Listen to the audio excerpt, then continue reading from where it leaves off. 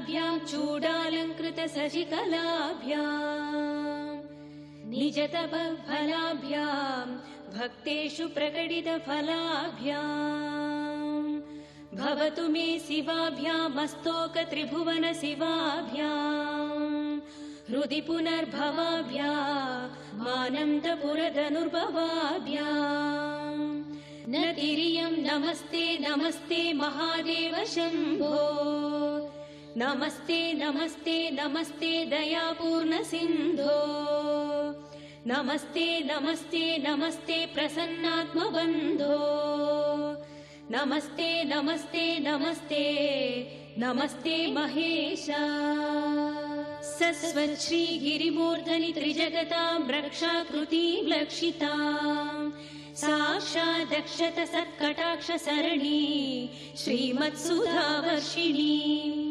सोमार्दाङ्कितमस्तकां प्रणमतां निस्सीम सम्पत्प्रदां सुश्लोकां हिमगिरीन्द्रस्मितमुखीं पार्वती प्रियां त्वां नमः शम्भो प्रसीद सदया भव भव्यशीले लीलालवाकरित दैत्यकुलापहारे रजनीचलाद्रिनिलये श्रुतिगीतकीर्ते कैलासनाथ दयते तव सुप्रभातम् शम्भो सुरेन्द्रनुत शङ्कर त्रिशूलपाणे चन्द्रावतंस शिव सर्वपिनाकपाणे गंगाधर क्रतुपते गरुडध्वजाप्ता कैलासनाथ दयते तव सुप्रभातम् विश्वेश विश्वजनसेवित विश्वमूर्ते विश्वम्भर त्रिपुर भेदन विश्वयोने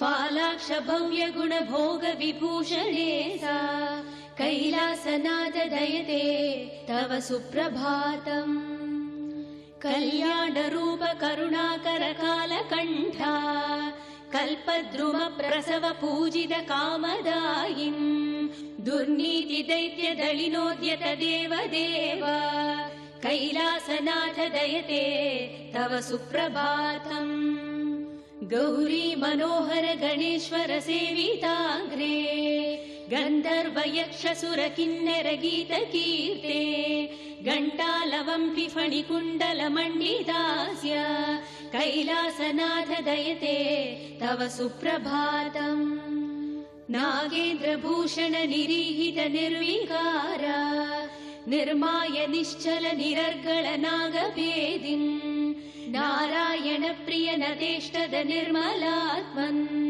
कैलासनाथ दयते तव सुप्रभातम् सृष्टं त्वयैव जगदेकदशेषमीशा रक्षा विधिश्च विधिगोचरतावकीनम् संहार शक्तिरपि शङ्कर किं करीते कैलासनाथ दयते तव सुप्रभातम् एकस्त्वमेव बहुधा भवभाषिललोके निःशङ्कती वृषभकेतन काशीनाथा श्रीब्राह्मरी प्रिय सुखाश्रय लोकनाथा कैलासनाथ दयते तव सुप्रभातम् पाताल गंग जलमज्जन निर्मलांगाः भस्म त्रिपुण्ड समलांकृत फालभागाः गायन्ति देव मुनि भक्त जना भवन्तम् कैलासनाथ दयते तव सुप्रभातम् सारस्वताम्बुयुत भोगवती श्रितायाः ब्रह्मेश विष्णुगिरिचुम्बित कृष्णवेण्याः सोपानमार्गमधिरुह्य भजन्ति भक्ताः कैलासनाथ दयते तव सुप्रभातम् दक्षयज्ञ विध्वंसक श्रीगिरिजापदे भोला शङ्कर गौरी प्रिय निज भक्त सुलभ व्याघ्र चर्माधरा नीलकण्ठ भस्माधरा कैलासनाथ दयते तव सुप्रभातम् भक्त मार्कण्ड प्रिय वरदो भवाः मृत्युञ्जयाय जय शङ्करेन्द्राः माता विशालाक्षिपते श्रीकाशीनाथाय नमः कैलासनाथ दयते तव सुप्रभातम् नागाभरणभूषिताय दैत्यकुलान्तकदिव्यमूर्ते हिमशैलशिखराग्रलिङ्गोद्भवकारुण्यमूर्ते नाट्यप्रिय नटराज शिवताण्डव उग्रमूर्ते कैलासनाथ दयते तव सुप्रभातम् गङ्गा गौरी च मकरन्दरसानुविद्ध ओङ्कारगीत निनदैः सह सेवनाय निर्यातुपान्त सरसी कमलोदरेभ्याः कैलासनाद दयते तव सुप्रभातम् श्रीशङ्करभीष्ट वरदाखिल लोकबन्धो श्रीशिवाय जगदेक दयैक सिन्धो श्रीमुखण्ठी भुजङ्ग भूषण भक्त सिन्धो कैलासनाथ दयते तव सुप्रभातम्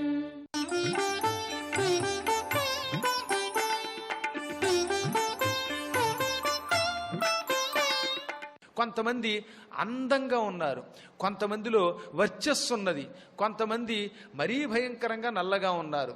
ఇక నానా వేషములు ధరించి గదలు, ముళ్ళగదలు, పరిఘలు, ముసలాలు, నాగళ్ళు, ధనుస్సులు ఇటువంటి ఆయుధములు ధరించిన వాళ్ళు, స్వేచ్ఛగా సోలాలు మొదలైనవి పట్టుకున్న వాళ్ళు అటు ఇటు పహరాలు కాస్తున్నారు. వీళ్ళంతా వజ్రిణశ్చ మహాబలాన్, వజ్రంలా కఠినమైన శరీరాలతో మహాపరాక్రమాలతో ఉన్నారు. అటువంటి రాక్షసుల్ని, అటు ఇటు స్వేచ్ఛగా తిరుగుతున్నటువంటి వాళ్ళని, వీరాధి వీరుల్ని, లెక్కలేని వాళ్ళని సాయంత్రం అవ్వగానే ఈ కాపలాకి బయలుదేరే ముందు తెగతాగి ఆ మైకంలో తిరుగుతున్న వాళ్ళని చూచారు. కొంతమంది బ్రహ్మరాక్షసులు కూడా ఉన్నారు అందులో. మళ్ళీ వాళ్ళల్లో కూడా వాళ్ళు వేదాలు చదవడం మొదలెట్టారు. రావణాసురుడి రాజ్యంలో కూడా యజ్ఞాలు చేసిన వాళ్ళు, వేదాలు చదువుకున్న వాళ్ళు, రావణాసురుడే వేదాలు చదువుకున్నవాడు, వాడే సామాన్యుడా, అలాంటి వాళ్ళు ఉన్నారు. మంచి కంఠంతో వేదం చదివారటండి కొంతమంది. ఎంత బాగుందో ఆ స్వరం. స్వరము తప్పకుండా ఏమాత్రము అలా వేదాలు చదువుతున్న వాళ్ళ యొక్క వేదఘోష కూడా విన్నాడు. కొంతమంది నికుంభిలా యాగం వంటి క్షుద్ర యాగాలు చేస్తున్నారు, కొంతమంది సాత్విక యాగాలు చేస్తున్నారు. వీళ్ళు కూడా విభూతులు ధరించారు, రుద్రాక్షలు ధరించారు. మహానుభావులంతా త్రయోదశి అని నిర్ణయించారు. హనుమంతుడు చూస్తున్నది పూర్ణిమకి ముందు వచ్చే శుక్లపక్షపు త్రయోదశి అని. త్రయోదశి నాటి చంద్రుడి లక్షణం ఏమిటి? మరీ ఏ చవితి నాటి చంద్రుడిలాగా సన్నగా ఉండడు, అలాగని పూర్ణిమ చంద్రుడిలో నిండుగా ఉండకుండా కొంచెం లావు ఎద్దు కొమ్ములో ఉంటాడు. అంచులు బాగా కనబడవు కానీ కనబడతాయి. అలా ఉన్నాడు చంద్రుడు. ఆ త్రయోదశి నాటి రాత్రి వేళ హనుమంతుడికి ఉపకారం చేయడానికా అన్నట్టుగా చంద్రభగవానుడు ఆకాశంలో స్వచ్ఛమైన పిండి వెన్నెల కురిపించడం మొదలుపెట్టాడు. తతస్సమధ్యం గతమం సుమంతం జ్యోత్స్నావితానం మహదోద్వమంతం దదరశ ధీమాన్ దివిభానుమంతం గోష్ఠే వృషం మత్తమివ భ్రమంతం. ఆ సమయంలో మంచి స్వచ్ఛమైన కిరణాలతో పిండి వెన్నెల కురిపిస్తూ ఆ వెన్నెలతో లంకానగరం పుచ్చ పువ్వులా వెలిగిపోతూ ఉండగా ఆకాశంలో మహాత్ముడు చంద్రుడు కనబడ్డాడు. ఆయన ఎలా ఉన్నాడు? ఒక గోశాలలో ఉన్న మదించిన ఆబోతు, తెల్లని ఆబోతులో ఉన్నాడు. ఆకాశం గోశాలట, కొంచెం గుండ్రదనం తక్కువగా ఉన్నట్టుగా ఆకాశం ఉందిట, ఓ పెద్ద గోశాలలాగా.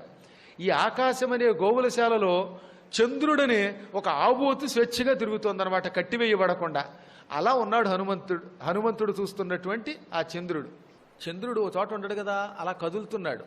రాత్రి అయ్యే కొద్దీ భూమి తిరుగుతూ ఉంటే చంద్రుడు అక్కడున్నవాడు ఇలా ఇలా ఇలా పైకి వచ్చినట్టు కనబడుతోంది.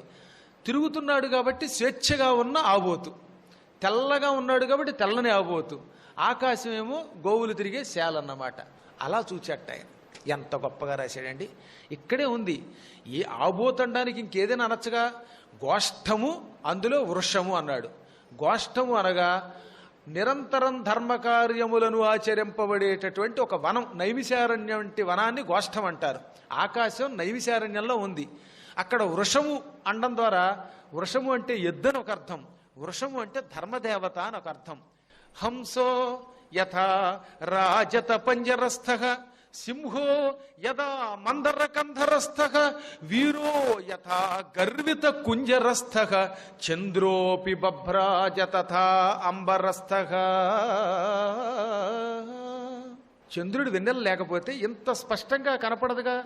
స్పష్టంగా కనబడితేనే కదా ఇతడు విభీషణుడు మహాత్ముడని తెలుస్తుంది, ఈ తల్లి సీత అని తెలుస్తుంది, ఇది మంచి వృక్షమని తెలుస్తుంది, ఇది పూజా మందిరం అని తెలుస్తుంది, ఇది మధ్యశాల అని తెలుస్తోంది, ఇది రావణాసురుడి గృహం అని తెలుస్తోంది. ఇలా ఏ గృహానికి ఆ గృహాన్ని తాను దర్శించి దానికి ఒక నిర్ణయాన్ని ఇవ్వాలంటే ఈ వెన్నెల కావాలి. అందుకనే చంద్రుణ్ణి హంసతో పోల్చారు. ఆకాశం వెండి పంజరం, ఆ వెండి పంజరంలో ఉన్న హంస వలె ఉన్నాడు చంద్రుడు. మంచి ఐరావతం ఏనుగు మీద కూర్చున్న వీరుడి వలె, ఆకాశం ఏనుగు మీద కూర్చున్న వీరుడిలా ఉన్నాడు చంద్రుడు. సింహో యదా మందరకంధరస్థ, మందర పర్వతం గుహలలో సింహాలు ఏనుగుల్ని చీల్చి చెండాడి దర్జాగా కూర్చుని ఉంటాయిలండి. అదిగో అలాగ మందర పర్వతం మీద కూర్చున్న సింహంలాగా చంద్రభగవానుడు వెలిగిపోతున్నాడు. చంద్రోపి బభ్రాజ తథా అంబరస్థ, ఆకాశంలో ఉన్న చంద్రుడు అలా వెలుగుతున్నాడు.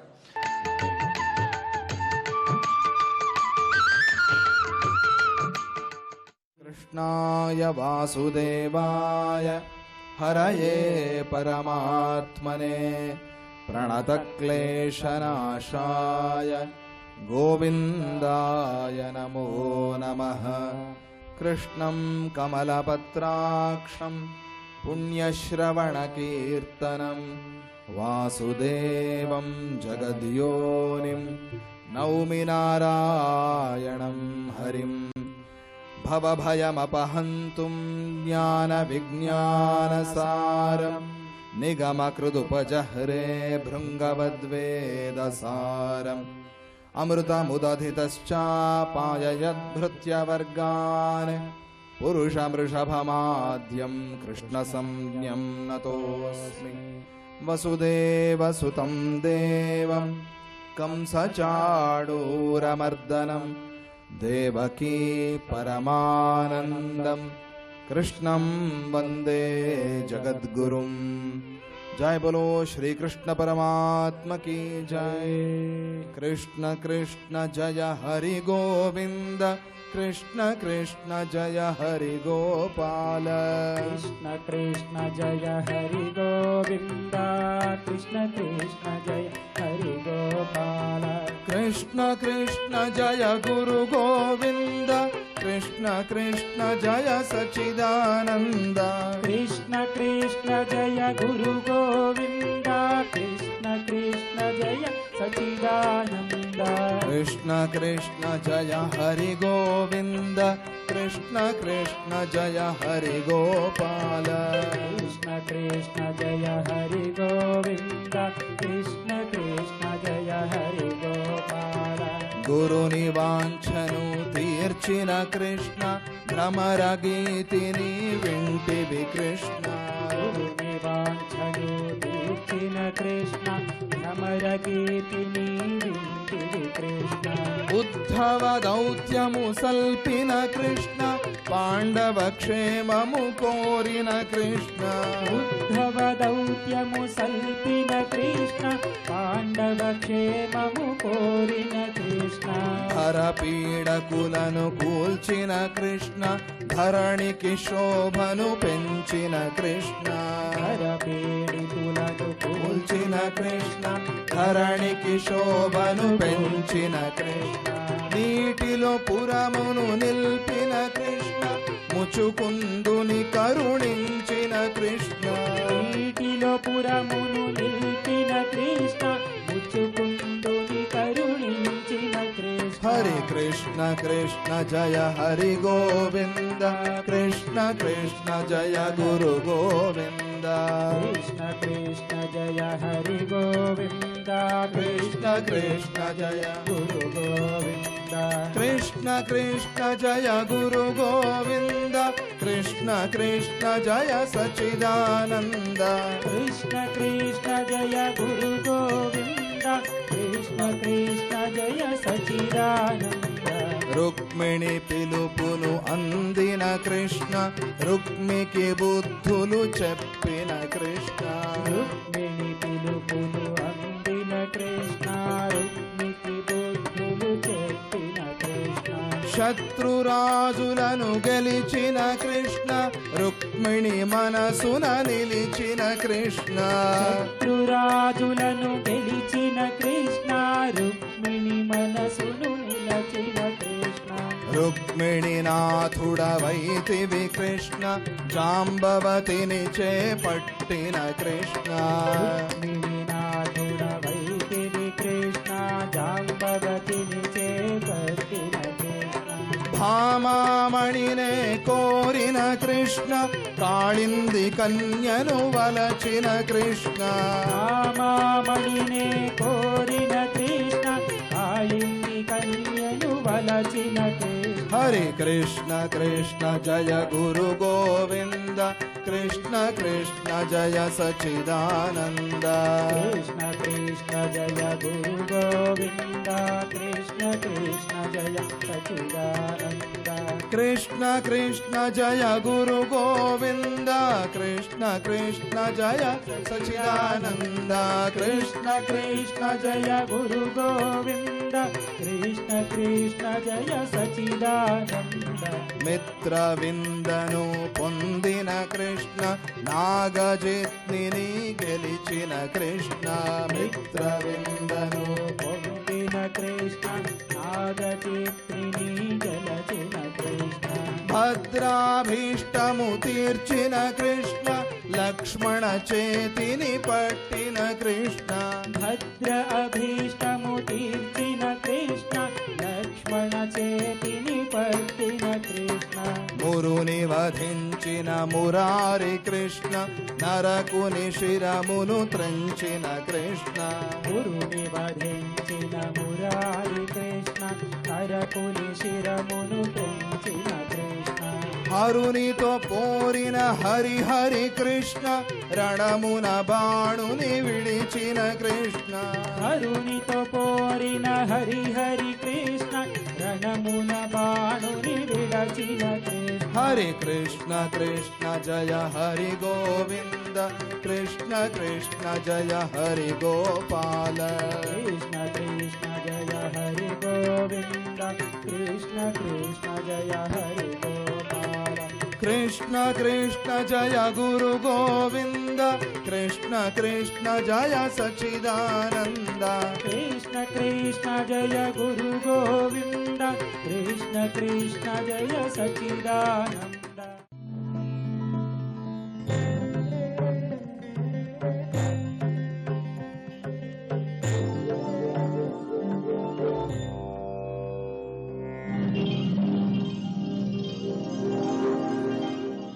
రాముడికి అగస్త్య మహర్షి చెప్తున్నాడు, ప్రజ్వలించే అగ్ని వలె వాడి అయిన ఈ బాణాలు నిండిన ఈ అక్షయతూరినాలు కూడా బంగారు ఊరలో ఉంచబడిన హేమాలంకృతమైన ఇవన్నీ కూడా నీకు ఇస్తున్నాను రామ, ఇవన్నీ నీకెంతో అవసరం అని చెప్తూ అగస్త్యుడు ఇంకా రాముడితో అంటున్నాడు, రామ నీకు శుభం కలుగుతుంది, నేను చాలా ఆనందిస్తున్నాను, మీరు చాలా దూరం నుంచి నడిచి రావడం వల్ల అలసినట్టున్నారు, సీత కూడా అలసి విశ్రాంతి కోరుతున్నట్టుగా కనబడుతుంది. రామ సీత సుకుమారి, ఈ బాధలు తెలియకుండా పెరిగింది, కానీ భర్త పైన ఉన్న అధికమైన ప్రేమ ఉన్నది కనుక తాను నీతో పాటు కష్టాలు పడడానికి వచ్చింది. ఇలాంటి స్త్రీలు ఎంతమంది ఉంటారు ఈ ప్రపంచంలో రామ, నీకు తెలుసో తెలియదో నీకో విషయం చెప్తాను. భర్త ఉన్నత స్థితిలో ఉన్నప్పుడు స్త్రీలందరూ ప్రేమిస్తారు, ఎప్పుడైతే ధనం అనేది తగ్గిపోతుందో అప్పుడు ప్రతిసారి కూడా స్త్రీ భర్తలను ఎంతో బాధ పెడతారు. కానీ సీత అలాంటిది కాదు రామ, నువ్వు చేసుకున్న పుణ్యాలన్నీ ఏమన్నా ఉంటే అది సీత రూపంగా నీకు వచ్చిందని రామచంద్రమూర్తికి అగస్త్య మహర్షి సీత గురించి చెప్తున్నాడు. మరి అగస్త్య మహర్షి రాముడికి సీత ఒక్కరి గురించే చెప్పాడా? కాదు. ఈ యుగంలో కూడా మనందరి జీవితాలలో కూడా మన అదృష్టం ఏంటంటే మన భార్యనే. తాను తన తల్లిదండ్రులను వదిలేసి, చిన్నతనంలో ఉన్న తన సోదరులను వదిలేసి, తన స్నేహితులను వదిలేసి, తన పుట్టింటిని వదిలేసి మన ఇంటికి వచ్చి మన వంశాన్ని అభివృద్ధి చేస్తుందంటే అది మనం చేసుకున్న అదృష్టమే కదా. మరి అదేవిధంగా ఆనాడు సీతమ్మ వారే కాదు, ఈరోజు కలియుగంలో ఉన్న ప్రతి స్త్రీ కూడా సీతమ్మ వారి రూపమే. వాళ్ళందరూ ఎన్నో త్యాగాలు చేస్తున్నారు, భర్తతో పాటు కష్టసుఖాలు అనుభవిస్తున్నారు. కష్టం ఒక్కటే అనుభవించకుండా ఒట్టి సుఖాలు అనుభవిస్తున్నారంటే లేదు. మనం ఎంతోమందిని చూస్తున్నాము, కష్టాలలో భార్య యొక్క సహకారంతో భర్తలు తిరిగి కూడా మళ్ళీ సుఖాలు పొందే అవకాశం వచ్చిందంటే అది భార్యల వల్లనే. బహుశా ప్రతి స్త్రీ కూడా ఆ సీతమ్మ వారి ఆశీర్వచనంతో సీతమ్మ వారి దగ్గర ఉన్న గుణాలన్నీ కూడా ఈ యుగంలో కూడా స్త్రీలలో ఉన్నాయేమో అని మనం అనుకోవాలి. ఈ విధంగా స్త్రీలు మెరుపు వంటి చంచల స్వభావాలు రామ. అనుబంధాల్లో అయిష్టమైనప్పుడు వాటిని త్రెంచుకోవడంలో వారు ఆయుధాల కన్నా పదునుగా వ్యవహరిస్తారు. కానీ సీత అలాంటిది కాదు రామ. ఏ దోషము లేనిది అరుంధతిలాగా మెరిచిపోతుంది. ముగ్గురు నివసించే ఏ ప్రదేశమైనా సరే మంగళకరము శోభకరంగా ఉంటుంది. నిజమే కదా, సీతారామ లక్ష్మణులు ఉన్న ప్రతి స్థలము మంగళకరమే. ఆ రోజు త్రేతాయుగంలోనే కాదు, ఈ రోజు కూడా మనము అయోధ్య, చిత్రకూటము, పంచవటి, దండకారణ్యము, భద్రాచలము ఎక్కడికి వెళ్ళినా కానీ ఆ ముగ్గురు నివసించిన స్థలంలో ఒక్క క్షణం కూర్చుంటే మన తనువంతా కూడా పులకరించిపోవడానికి కారణం ఎందుకంటే వాళ్ళు ముగ్గురు నడయాడిన ప్రతి స్థలం కూడా శుభకరము, మంగళకరము. మరి మనకు ఒక మనసులో సంశయం వస్తుంది, మరి అక్కడ వాళ్ళ ఎక్కడో ఉన్న మనం అందరము పంచవటికి, చిత్రకూటము, అయోధ్య, దండకారణ్యము, భద్రాచలం లాంటి స్థలాలకు వెళ్ళగలుగుతామా లేదా అనుకోవచ్చు. కానీ ఈరోజు కూడా మనం ఒక్కసారి మనసా వాచ కర్మేణ రామా సీత అనేటప్పటికీ మన ఇంటిలోకి వచ్చి కూడా నివసిస్తారు. ఎక్కడైతే రాముడు సీత ఉంటే తప్పనిసరిగా లక్ష్మణస్వామి వారితో ఉంటాడు కనుక వారు ముగ్గురు మన ఇంటికి వచ్చి ఉంటారు. మన ఇల్లు కూడా మంగళకరము, శుభకరం అవుతుంది. ఈ విధంగా రామచంద్రమూర్తికి ఎన్నో విధాలుగా అగస్త్య మహర్షి ఎన్నో విషయాలు చెప్పిన తర్వాత రామచంద్రమూర్తి అప్పుడు అగస్త్య మహర్షిని అడుగుతాడు, మహర్షి మేము వనవాసం పూర్తి చేయాలి, మాకు ఇక్కడ అన్ని జలము, పండ్ల పుష్పాలున్న ఒక మంచి స్థలం మాకు మీరు చెప్తే మేము అక్కడ ఉంటామనేటప్పటికీ ఆ అగస్త్య మహర్షి అంతర్ముఖుడయ్యాడు. ఎందుకంటే ఒక్క క్షణం కళ్ళు మూసుకున్నాడు.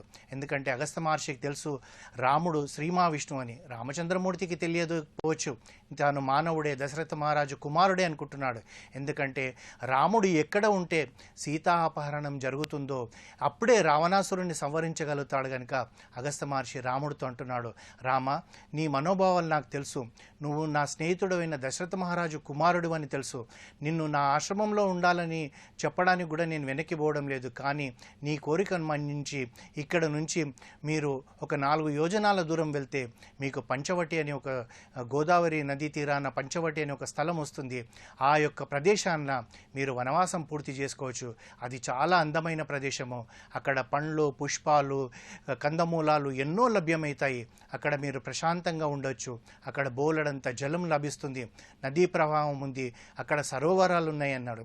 మరి రాముడు ఎందు గురించని ఇప్పుడు జలమున్న దగ్గరనే కావాలనుకుంటున్నాడంటే ప్రతి మనిషికి కానీ త్రేతాయుగం నుండి కానివ్వండి, సత్యయుగం నుంచి కానివ్వండి, మనిషి జీవనాధారము జలమే. జలం లేకుండా ఏమి చేయలేము. ఎందుకంటే ఉదయం లేచిన నుంచి నిద్రపోయే వరకు కూడా మనకు జలం ముఖ్యము. అన్నం లేకున్నా ఉండగలుగుతామేమో కానీ ఒక్క నిమిషం గుక్కడి జలం లేకుంటే మనం ఉండలేము. అందులోకి జలంతోటే మన దినచర్య మొదలవుతుంది, సంధ్యావందనం మొదలవుతుంది, ఆచమనం చేయడానికి జలం అవసరం కనుక రామచంద్రమూర్తి అది అడిగాడు కనుక అగస్త్య మహర్షి రామచంద్రమూర్తికి పంచవటి గురించి చెప్పాడు.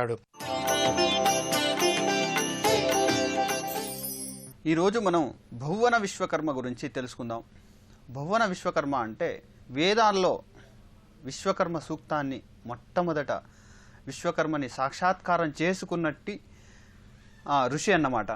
ఇప్పుడు గాయత్రి మంత్రాన్ని ఎలా ఒక ఋషి తెలుసుకున్నాడో అలాగే ఈ విశ్వకర్మ సూక్తాల్ని, విశ్వకర్మ మంత్రాన్ని మొట్టమొదట ఆయన కనుగొన్నాడు. ఆయన పేరే భౌవన అని. ఆయన ఒక రాజులా ఉండేవాడు. వేదపురము అనే ఒక రాజ్యం ఉండేది. అంటే ఇది ఎప్పటిది అని మీరు చూస్తే వేదకాలంలోనిది అని శాస్త్రం అంటే అధ్యయనకారులు, శాస్త్రకారులు, ఇతిహాసకారులు దాన్ని పరిశీలించి చూసినప్పుడు అంటే దాదాపు 5000 సంవత్సరాల వెనుక ఇది వేదకాలంలోనిది అని చెప్తున్నారు. ఆ వేదకాలంలో వేదపురము అని ఒక గ్రామం ఉండేది, అంటే రాజ్యం ఉండేది. ఆ రాజ్యానికి భౌవన అనే ఒక రాజు ఉండేవాడు. ఆ రాజు రాజ్య పట్టాభిషేకమైన తర్వాత ప్రతి సంవత్సరం ఆ పట్టాభిషేక సంవత్సర జయంతిలో వచ్చే సమయాన, అంటే ఆ సంవత్సరిక పండుగలు జరుపుకునే సమయాన ప్రతి సంవత్సరం ఆయన విద్వత్ సభని ఏర్పాటు చేసేవాడు. ఆ విద్వత్ సభలో పెద్ద పెద్ద పండితులు వచ్చేవారు. పెద్ద పెద్ద పండితులు వచ్చి మన సంస్కృతి గురించి, తర్వాత దేవతల గురించి, వరుణుని గురించి, ఈశ్వరుని గురించి, నారాయణ గురించి ఇలా వాళ్ళందరూ చర్చ చేసేవారు. ఇలా 5వ సంవత్సరం ఆయన జరుపుకుంటున్న సంభ్రమాల్లో ఆ సంభ్రమం జరుపుకున్న తర్వాత అక్కడ మయ ఋషి అని ఒక ఋషి ఒక ప్రశ్న పెడతాడు. అంటే మనం చెప్తున్నాం వరుణదేవుడు అంటే మనకు వర్షం కురిపించేవాడు, అగ్నిదేవుడు అంటే అగ్నిని సృష్టించేవాడు, కానీ ఇలా సూర్యదేవుడు అంటే మనకి ప్రకాశాన్ని ఇచ్చేవాడు. ఇలా అన్ని దేవతల్ని కలిపితే కూడా ఈ సృష్టిని సృష్టించలేరు. ఎందుకంటే వాళ్ళు ఒక పనిని మాత్రమే చేయగలరు, ఇంకొక పనిని చేయలేరు. అందుకోసం ఈ సృష్టిని సృష్టించిన వారెవరు అనే ఒక పెద్ద ప్రశ్న అక్కడ పుట్టుద్ది. ఆ విద్వత్ సభలో ఈ ప్రశ్నకు ఎవరు కూడా సమాధానం చెప్పలేకపోతారు.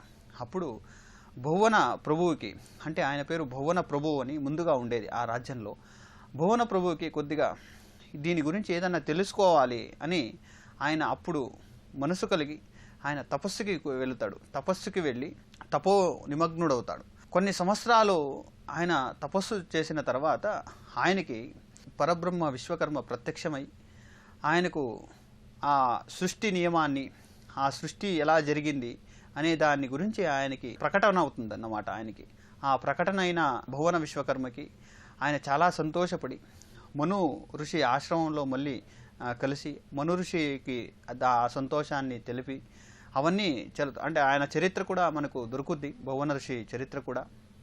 భువన ఋషి గురించి ఆయన తపస్సుకి వెళ్తున్నప్పుడు అక్కడ జరిగిన కొన్ని సంఘటనలు అవన్నీ కూడా మనం ఆయన చరిత్రలో తెలుసుకోవచ్చు. ప్రజలు ఎంతో కష్టపడతారు ఆయన తపస్సుకి వెళ్తూ ఉంటే.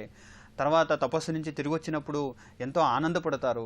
తర్వాత విద్వత్ సభలో ఆయన సృష్టి గురించి, విశ్వకర్మ గురించి చెప్తున్నప్పుడు ఎంత మహర్షులు, పక్కన రాజాలు, సామంత రాజులు వీళ్ళందరూ చాలా సంతోషపడతారు. భువన ఋషి తర్వాత ఆయన భార్య పిల్లలతో ఆయన సుఖంగా గడుపుతాడు. అప్పుడు ఆయనకి ఆ విశ్వకర్మ సాక్షాత్కారాన్ని, ఆ విశ్వకర్మ సూక్తాన్ని కనుగొన్నాడు కాబట్టి ఆయనకి అది ప్రకటన అయింది కాబట్టి ఆయన ఋషిగా మారుతాడు అని ఆయన చరిత్ర చెప్తూ ఉంది. మొట్టమొదటిగా అంటే ఇప్పుడు సామాన్యంగా అందరికీ ఒక్కొక్క కులానికి సంబంధించినట్టు, ఒక్కొక్క సంప్రదాయానికి సంబంధించినట్టు ఒక్కొక్కరు కులగురువులు ఉంటారన్నమాట. ఈ విశ్వబ్రాహ్మణ కులగురువులకి, విశ్వకర్మలకి, విశ్వబ్రాహ్మణులు ఇలా ఏం చెప్తూ ఉంటామో వీళ్ళకి మొట్టమొదటి గురువు ఎవరు అంటే భువన విశ్వకర్మ అని శాస్త్రం చెబుతుంది. అంటే ఇప్పుడు సామాన్యంగా చాలా గురువులు ఉంటున్నారు. మీ గురువులు ఎవరు అని అడుగుతుంటే వీరబ్రహ్మేంద్ర స్వామి అని చెప్తూ ఉంటారు. అది కాకుండా దానికన్నా పూర్వకాలంలోనే, అంటే వేదాల కాలంలోనే భువన విశ్వకర్మ అనే ప్రప్రథమ గురువు విశ్వబ్రాహ్మణులకి ఉండేవారు అని తెలుస్తుంది. ఆ భువన ఋషియే ప్రప్రథమ విశ్వబ్రాహ్మణుల గురువు అని, ఆయనే విశ్వకర్మని కనుగొన్నాడని, ఆ విశ్వకర్మని పొగిడాడని కూడా మనం వేదాల్లో తెలుసుకోవచ్చు. ఆయనే విశ్వతశ్చక్షురుత విశ్వతోముఖ విశ్వతో బాహు అని చెప్పిన ఆ వేదవాక్యం మనకు ఇప్పుడు కూడా ఋగ్వేదంలో ఉంది. ఎంతో గొప్పగా ఆ ఒక్కొక్క పదానికి దాన్ని మనం పరిశీలిస్తూ ఉంటే చాలా గొప్పగా దానికి అర్థాలు మనకు తెలుస్తూ ఉంటాయి. అంటే సృష్టి నియమం ఏంటి, ఎలాగ సృష్టించబడింది, ప్రపంచం ఎలా సృష్టించింది అని చాలా చక్కగా ఆయన కనుగొన్నాడు. దాన్ని ఆ వాక్యాల్ని చెబుతుంటే ఆ విద్వత్ సభలో అందరూ అలా తల ఊపారని, తర్వాత ఆ వేద మంత్రాలతో యజ్ఞం చేశారని. ఇప్పుడు కూడా మనం ఈ యజ్ఞ మహోత్సవం అని ఎందుకు చెప్తున్నాము అంటే ఆ మంత్రంతోనే, అంటే ఆ సూక్తంతోనే మనం ఇప్పుడు యజ్ఞం చేస్తామన్నమాట. ఈ 17న కన్యా సంక్రమణం రోజున మనం యజ్ఞాలు చేస్తామన్నమాట. ఆ విశ్వకర్మ సూక్తంతోనే మనం యజ్ఞం చేస్తాం. కానీ మనం ఈ సెప్టెంబర్ 17కి మాత్రం పాటిస్తున్నది మాత్రం దేవశిల్పి విశ్వకర్మ పూజలు అన్నమాట. కానీ మనం చేస్తున్నది పరబ్రహ్మ విశ్వకర్మ మంత్రాలతో యజ్ఞ మహోత్సవాలని పాటిస్తున్నాం. కానీ మనం పాటించవలసింది, ఇప్పుడు ఈ సంక్రమణానికి పాటించవలసింది మాత్రం మనం దేవశిల్పి విశ్వకర్మ పూజలు. దానికి సంబంధించినట్టు పూజా ఫలాల్ని మనం చేస్తే మంచి ఫలితాలు మనకు కలుస్తామని, అంటే మనం చేస్తున్న పూజలు ఎవరి కోసం చేస్తున్నామని మనం తెలుసుకుంటే చాలా బాగుంటుందని నా అభిప్రాయం.